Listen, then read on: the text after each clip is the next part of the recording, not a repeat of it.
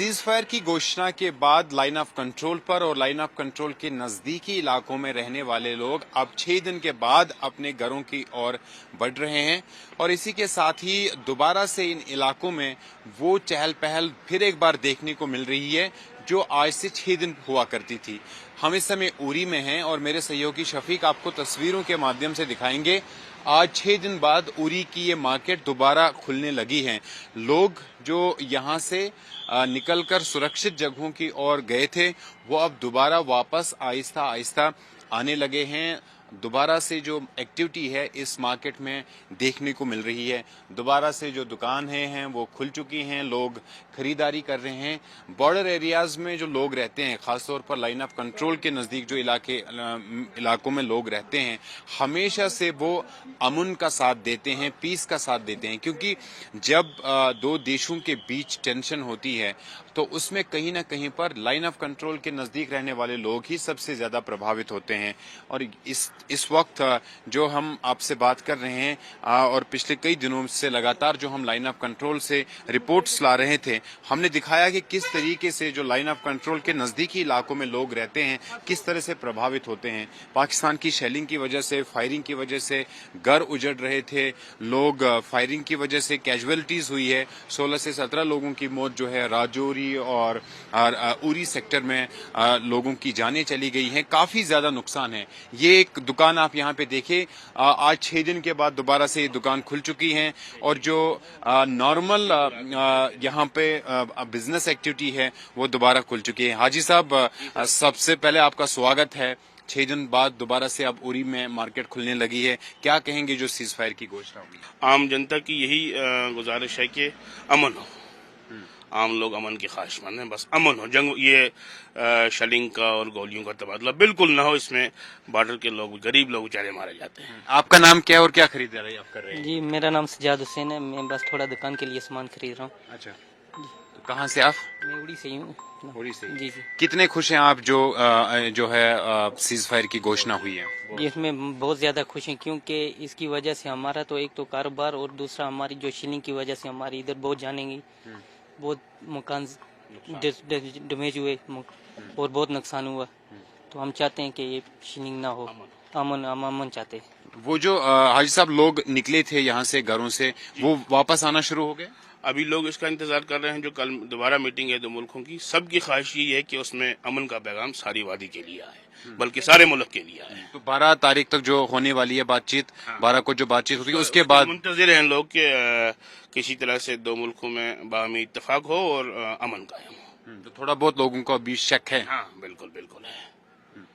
आपका नाम क्या है, आप कहाँ से हैं? मारूफ, मैं जबला से। मैं क्या ठीक, खुश है आप? मैं यही बोलता हूँ, अमन हो, तंगी ना हो हमारे बॉर्डर के लोग, क्या करना। तो ये आप देखिए, शफीक आपको तस्वीरें दिखाएंगे। महिलाएं, बच्चे, बुजुर्ग जो यहाँ से निकले थे, उरी सेक्टर से निकले थे, सुरक्षित जगहों पर जो सरकार ने उन्हें शिफ्ट किया था, अब दोबारा से वापस आ रहे हैं। देखिए, ये एक गाड़ी आप देखेंगे स्क्रीन पर, इसमें भी जो लोग हैं वो सवार हैं और लगातार वापस अपने घरों के लिए जो है वो पहुंच रहे हैं। बच्चे, बुजुर्ग, महिलाएं, सभी लोग यहाँ से निकले थे, सभी लोग प्रभावित थे, सभी लोगों के घरों को खतरा था, उनकी जानों को खतरा था। 17 लोगों की जो है वो शेलिंग की वजह से, फायरिंग की वजह से मौत हुई है। और ये जो लाइन ऑफ कंट्रोल के इलाकों में जो लोग रहते हैं वो कहीं ना कहीं पर सबसे ज्यादा प्रभावित होते हैं। और जिस तरीके से कल सीज फायर की घोषणा हुई, उससे ये जो लोग हैं, लाइन ऑफ कंट्रोल पर रहने वाले लोग हैं, वो खुश हैं। और कल जो बातचीत होने वाली है डायरेक्टर जनरल मिलिट्री ऑपरेशंस की, तो लोग उस चीज का भी इंतजार कर रहे हैं कि किस तरह की स्थिति बने, क्योंकि कल सीज फायर की घोषणा के तुरंत बाद जिस तरीके से पाकिस्तान ने दोबारा सीज फायर का उल्लंघन किया, ड्रोन एक्टिविटी श्रीनगर में देखने को मिली, जिसका भरपूर जवाब दिया गया, तो कहीं ना कहीं पर लोगों के मन में शक पैदा हुआ है। और उसके चलते अब थोड़ा और इंतजार करके लोग जो है उसके बाद अपने घरों के लिए वापस यहाँ आ पहुंचेंगे। लाइन ऑफ कंट्रोल के नजदीकी इलाकों में या लाइन ऑफ कंट्रोल पर रहने वाले लोग जो अभी बेघर हुए हैं, शिफ्ट हुए हैं, वो दोबारा अपने घरों को लौटेंगे।